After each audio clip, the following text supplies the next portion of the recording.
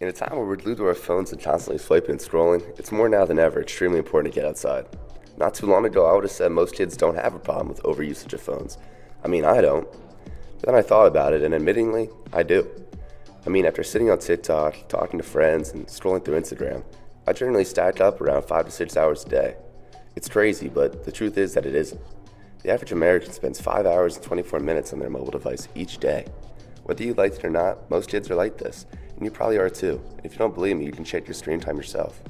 The funny thing though is that the old stereotype used to be, oh, these teenagers and their phones. But nowadays, it's more of a problem with the younger kids. Did you know that 53% of children have a mobile phone by the age of 7?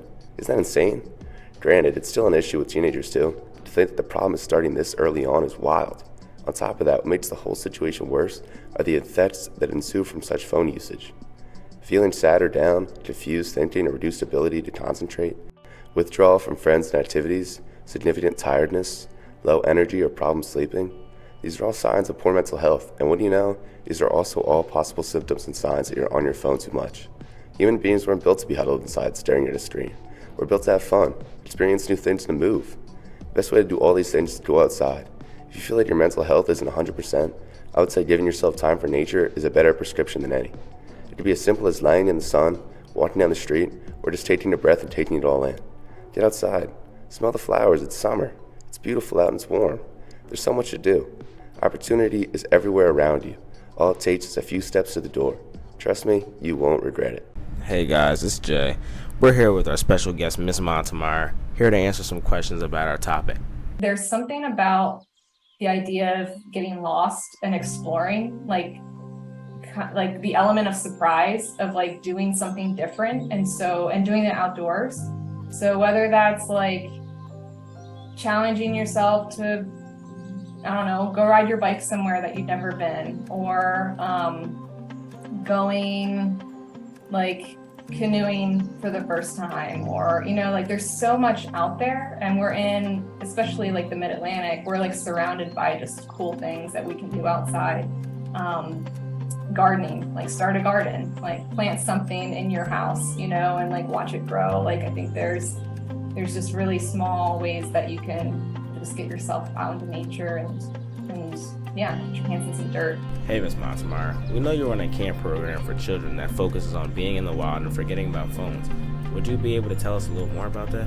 Yeah, I take kids, I was taking students out on expeditions. So we would be doing anywhere from 5 to month-long backpacking, canoeing, kayaking, mountaineering expeditions in the wilderness. So no electronics, completely unplugged, and learning to survive, but also just learning how to be in a team and getting from point A to point B. Now, Miss Montemar, what do you think is the best method to get these kids off their devices? I think it's hard to say what the best method is to help. If the idea is to reduce use, I think that, yeah, there's probably a need to create some type of boundary for using technology, but it's also, part of our society. It's going to go away. And so I think it's up to the individual to make create those boundaries. Or, in my case, it's necessary to not bring your phone and have that, because it's not going to work, for one, because we don't have service, or out of the use of just, consciously unplugging. Do you think a time for mindfulness in nature is important also? Yeah, 100%. I think that we're so used to being plugged into something that feeds us what we think we are and what we know, and it's kind of triggering other things for you. And so getting a chance to disconnect and really think for yourself, what do I really like? What's important to me? What do I want to spend my energy and time and brain power on? I think it's important to just be able to disconnect a little bit and not have those things. Why do you think as people get older, they lose their childlike senses to go outside? I think, a lot a lot becomes competing for your attention as you get older. You know, when you're younger and or let's just say when you're in grade school, you go out to recess, you play, you interact with nature. You're not flooded with responsibilities or, you know, other things. And, you know, I guess now we're plugging in more to video games, like to spend our time. But like, yeah, I think as an adult, you have all of these other competing agendas and you kind of get locked up into what those are rather than really taking the space and time to be outside, unless you make it part of things you do with your family or, you know, a choice that you make to spend X amount of time, you know, to go for a walk outside. How do you think people can take steps towards getting off their devices? I think it starts small with any habit.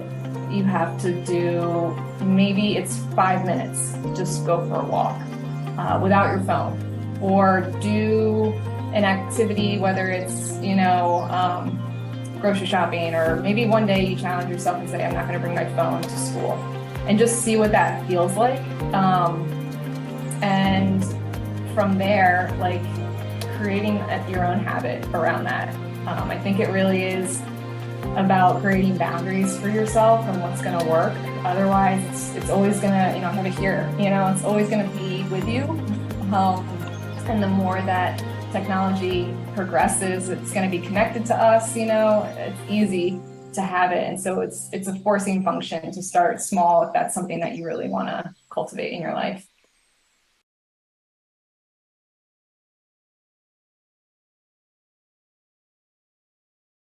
Yo, I'm here with Dylan. Dylan, do you feel happier in the summer?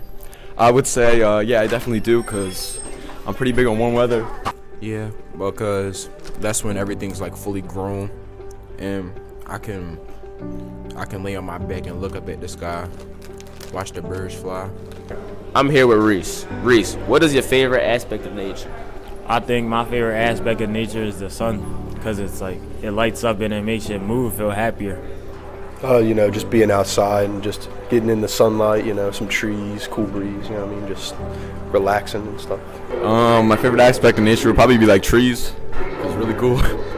I really like just how beautiful everything is, and like everything's different. You're not gonna find one snowflake the same as the other, no trees the same as another. Everything's different. It's cool. Stand still and listen closely and close my eyes. I can hear the trees talk. I'm here with Ryan Galloway. Ryan, do you think being outside changes your mood? Yeah, it definitely does. It makes me feel good. It calms me down. You know? I think being outside, it makes me feel happier because I'm closer to nature and things of that nature. You feel me? Feel you. That was deep. It makes me feel like productive, you know, like you gotta get a little jogging, you feel me? Do a couple jumping jacks, you feel me? Like just like get that body working instead of like doing this all day, cause this is like it's killing a lot of these kids' brains, you know, and they just, you know, go outside, play some soccer, go run around, like go play some basketball, like, you feel me? Do you think your phone has an effect on your mood? I think it can sometimes if I'm on it too much, or I do things that like can get me irritated if I see too much stuff. But I try to, you know, take time away from it sometimes if I can feel that something starts to irritate me. So I think I have good control on it, but sometimes, you know. Do you think it is important to take a step back from your device every once in a while? I think so. Just like to kind of embrace with reality, not just get caught up in everything online, because sometimes that can like stress you out or make you like worried about something. So just taking a step back, going outside, playing some games, sports, just being active, that can be really helpful. Do you think it's important to take a step back from your device?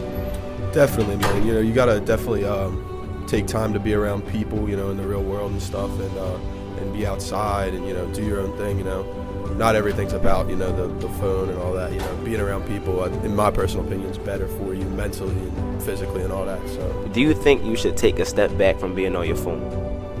Yeah, because it's distracting me in school, distracting me like everything I do. I think everybody should take a step back from their phones. At the end of the day, it's not that hard. It's as easy as putting your phone down and taking a step outside. The majority will say, I'll do it tomorrow. Don't be the majority. Go outside. Take advantage. You might have today, but there's no guarantee that you'll have tomorrow. Just put the phones down and look up. You might realize there's a whole world out there that you never took a second to appreciate.